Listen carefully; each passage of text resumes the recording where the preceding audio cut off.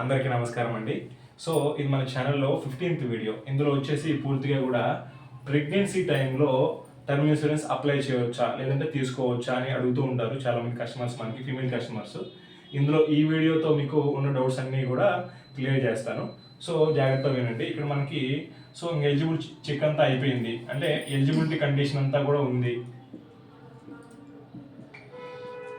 అంటే మనకి ఎడ్యుకేషన్ ఉంది, ఇన్కమ్ ఉంది. దాని తర్వాత మనకి ఇంకా లైక్ డాక్యుమెంట్స్ అవన్నీ కూడా మన దగ్గర ఉన్నాయి. కాకపోతే ఇక్కడ ఏమవుతుందంటే ఈ ప్రెగ్నెన్సీ టైంలో మనకేం చెప్తారంటే పూర్తిగా కూడా 3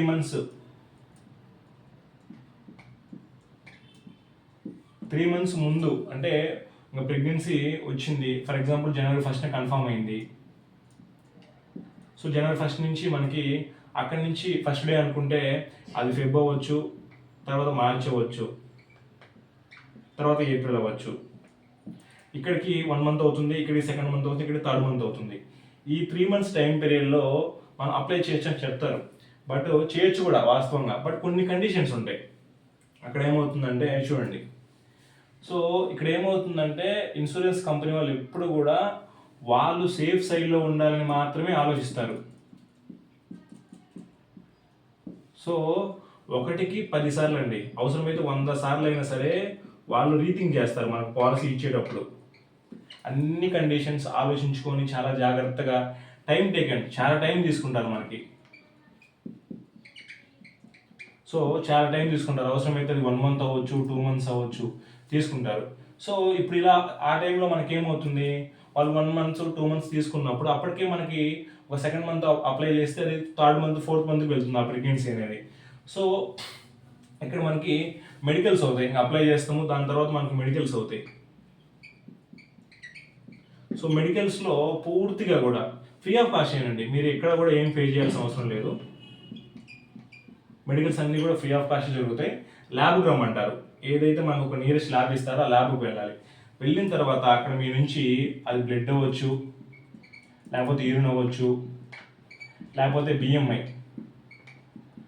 body mass index, height weight అవ్వచ్చు, లేకపోతే మీకు ఈసీజీ అవ్వచ్చు. ఇట్లా మన బ్లడ్లో ఏదైనా ఇన్ఫెక్షన్స్ ఉన్నాయా, యూరినరీ ఇన్ఫెక్షన్స్ ఉన్నాయా, ఇవన్నీ కూడా అంటే నార్మల్గా జరుగుతున్నప్పుడు వేరు, ప్రెగ్నెన్సీ టైంలో అప్లై చేసినప్పుడు మెడికల్స్ ఎలా జరుగుతాయి అనేది ఇంకా చాలా జాగ్రత్తగా చెక్ చేస్తారు.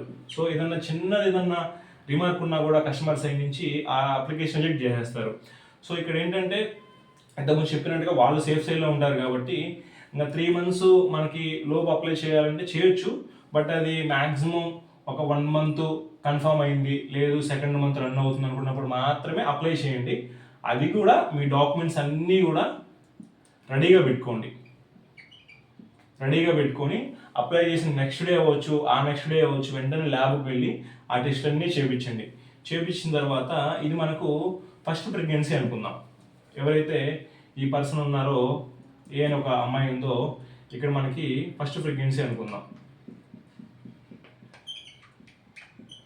ఈ ఫస్ట్ ప్రెగ్నెన్సీ కాబట్టి వాళ్ళు క్రాస్ వెరిఫై చేసుకొని మనకి పూర్తిగా కూడా ఇంకా ఆ పాలసీ ఏదైతే ఉంటుందో ఇచ్చేస్తారు. బట్ ఒకవేళ ఇది ఫస్ట్ కాకుండా సెకండ్ అనుకోండి, సెకండ్ అయితే ఈ ఫస్ట్ ప్రెగ్నెన్సీకి సంబంధించిన రిపోర్ట్స్ ఉంటాయి. ఆ రిపోర్ట్స్ అన్నీ కూడా ఖచ్చితంగా అడుగుతారు. అంటే మనకి ఆ టైంలో మా దగ్గర రిపోర్ట్స్ ఉండవండి, అవి ఉంటారు కొంతమంది. అవి కూడా మనం మెయింటైన్ చేయాల్సిన అవసరం లేదు. అంటే అవి ఉండొచ్చు, ఉండకపోవచ్చు, బట్ కంపెనీ వాళ్ళు అడుగుతారు ఖచ్చితంగా. ఇక్కడ ఏమవుతుందంటే మీకు ఇది సెకండ్ ప్రెగ్నెన్సీ అయితే మాత్రం ఫస్ట్ ప్రెగ్నెన్సీలో ఏదైనా సిజేరియన్ జరిగింది, సి సెక్షన్ లాంటిది, అంటే ఏదైనా కాంప్లికేషన్ జరిగినాయి ఫస్ట్ ప్రెగ్నెన్సీలో, అప్పుడు ఏం చేస్తారంటే కౌంటర్ ఆఫర్ ఇస్తారు.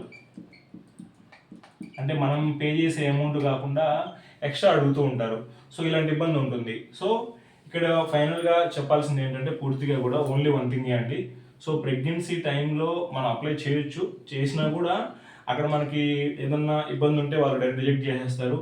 మెడికల్స్ పరంగా చాలా జాగ్రత్తగా చేస్తారు వాళ్ళు. అది 1 time అవ్వచ్చు, 2 times అవ్వచ్చు, 3 times అవ్వచ్చు. వాళ్ళకి కావాలంటే 3-4 సార్లు కూడా ల్యాబ్కి రమ్మంటారు. ఇలాంటి ఇబ్బందులు అన్నీ ఉంటాయి. ఇదంతా కూడా మనకి టైం వేస్ట్ అవుతుంది. నా సైడ్ నుంచి బెస్ట్ పాసిబుల్ ఆప్షన్ ఏంటంటే ఇదిగోండి, నార్మల్ కండిషన్స్లో ఏదైనా సి సెక్షన్ జరిగింది, సిజేరియన్ లాంటిది జరిగింది అనుకున్నప్పుడు 6 months వెయిట్ చేయండి అంటారు. లేదు నార్మల్ డెలివరీ అయింది, అప్పుడు ఏం చేయమంటారంటే 3 మంత్స్ వెయిట్ చేయండి అంటారు. సో ఇక్కడ మీరు ఏది జరిగినా సరే దాని తర్వాత మనం అప్లై చేసినా సరే ఈ డాక్యుమెంట్స్ ఏవైతే ఉన్నాయో మన ప్రొఫైల్ డాక్యుమెంట్స్ కాదండి, హాస్పిటలైజ్డ్ డాక్యుమెంట్స్. అక్కడ మనకి ఆపరేషన్ చేసిన డాక్టర్ ఎవరు, రిపోర్ట్స్ ఏమి రాశారు, టాబ్లెట్స్ మనం ఏం వాడాము, ప్రిస్క్రిప్షన్లో ఏమేమి రాశారు, ఇంజెక్షన్స్ ఏమేమి వేశారు, ఇవన్నీ కూడా ఖచ్చితంగా 100% అడుగుతారు. సో నేను చెప్పాల్సింది ఏంటంటే పూర్తిగా కూడా మీరు ప్రెగ్నెన్సీ టైంలో ఇంకా మీకు ఓకే అనుకుంటే అప్లై చేయండి, లేదనుకుంటే పూర్తిగా అవాయిడ్ చేయండి. అవాయిడ్ చేసిన తర్వాత ఏదైతే మీకు నార్మల్ డెలివరీ అయినా సి సెక్షన్ అయినా కూడా టైం పీరియడ్ ఉంటుంది. ఆ టైం పీరియడ్ దాటిన తర్వాత మాత్రమే అప్లై చేయండి. బట్ అప్పుడు కూడా మీ డాక్యుమెంట్స్ అన్నీ కూడా రెడీగా పెట్టుకుంటే మీకు ఛాన్స్ ఉంటుందన్నమాట. బట్ అది కూడా ఈ ప్రెగ్నెన్సీ టైంలో ఫస్ట్ ప్రెగ్నెన్సీ మాత్రమే. సో ఫస్ట్ ప్రెగ్నెంట్ అయినప్పుడు మాత్రమే మీరు 1 or 2 months మీకు పాసిబుల్ ఉంటే 1 month లోపే అప్లై చేయండి పాలసీ. లేదంటే తర్వాత మీకు టైం వేస్ట్ అవుతుంది. ఒకనొక టైంలో మీకు అనిపిస్తుంది సో ఇన్ని రకాల ఇబ్బంది పెడతారా ఇన్సూరెన్స్ కంపెనీ వాళ్ళని.